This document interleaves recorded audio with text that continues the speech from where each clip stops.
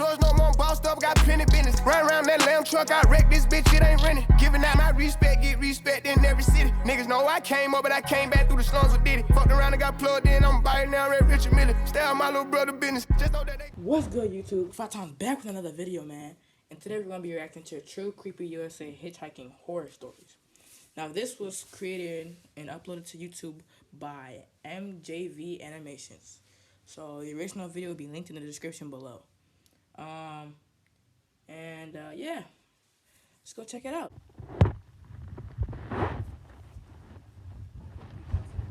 was taking a long trip through the USA, hitchhiking most of the way to save on travel expenses.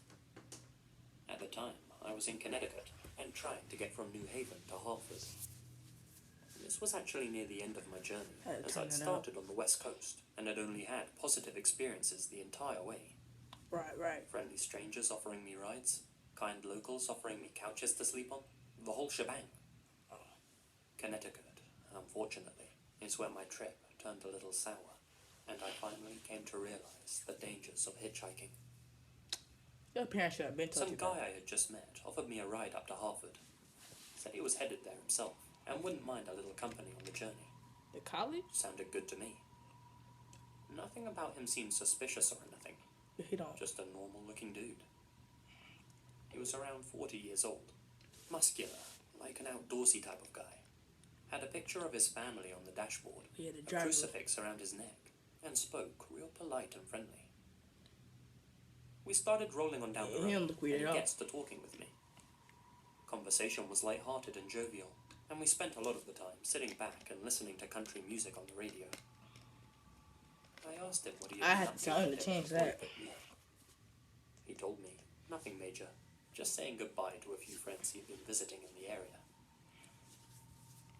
Somewhere between New Haven and Meriden, this guy's demeanor suddenly changed. His face went from smiling to serious. The whole atmosphere in the vehicle became darker. I tried talking to him, but he stopped answering me. After about 10 minutes of the silent treatment, he finally spoke. "You know," he said, "when you asked me what I'd been up to all day, I told you I was saying goodbye to friends." Yeah, I replied, not really sure what he was getting at. I don't know either. I ain't got no friends in New Haven. "Oh," I said, a little unsure of how to feel. There was a long pause as I waited for him to tell me the punchline. You shouldn't be hitchhiking at all, for real. Whatever he was building up to. You shouldn't be hitchhiking at all. He didn't say anything. I waited a good 30 seconds before asking, "So, what have you been doing all day then?"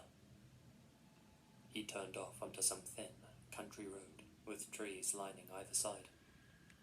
This definitely didn't feel right. Alright, where is his destination? The guy sniffed, and with a blank expression, These animations are A1. replied, "Digging a hole." My heart was pounding fast now, and became faster as we drove further down the road, the surrounding trees becoming more These dense. animations are A1. In that moment, I questioned whether jumping out of the car would have been an overreaction. Shout out to decided it MJV Animations. I unbuckled my seatbelt as the guy began gaining speed, opened the door, and flung myself out of the vehicle. I didn't know what this guy had planned for me, but I didn't want to be a part of it. Run. I rolled on the ground, scraped, but mostly uninjured. Run. The guy's car came to a complete standstill up ahead of Bro, me. he could have a gun and be about to shoot you. He started flooring it in reverse, coming back to get me. I darted down the road. Now, how is he running faster than the all car? the while, with this guy catching back up to me. Yeah, he's got to catch him up. I had no choice now. I ran into the woods on my right side, where his car could no longer pursue me. Like he can't get up? I rushed through the foliage and heard the guy slam his car door, hollering about how I was a stupid so-and-so and how I wasn't going to get away. From the sounds of it, he was chasing behind me, though I didn't dare to turn back and look. I refused to stop moving. Adrenaline is a hell of a thing, and it carried me far enough and fast enough for that guy to lose track of me. When I finally felt like I had lost him, I found a spot to lay low and remained hidden in those woods for a good hour or so. I eventually made it back to the main road, found help, and called I gave them a full description of the guy and his vehicle. You get his tag? And, being the sweethearts they were, they gave me a ride to the nearest town. You get his tag? My trip across the USA taught me many things. Mainly, that most people are inherently good. But I have no doubt I encountered evil. Trust nobody. The way he was That's able what to you should shift learn after gears the so video. quickly, from friendly to stone cold. That's the part that keeps me up at night.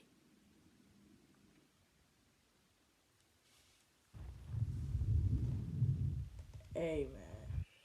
The only mistake he made was hitchhiking. And that's only one mistake. He should have never hitchhiked. Everything else he did good. Jumping out the car. Probably should have jumped out the car a little bit earlier. But it was fine where he was. He didn't make any mistakes. Except hitchhiking. You shouldn't be hitchhiking at all. Trust nobody. Trust nobody.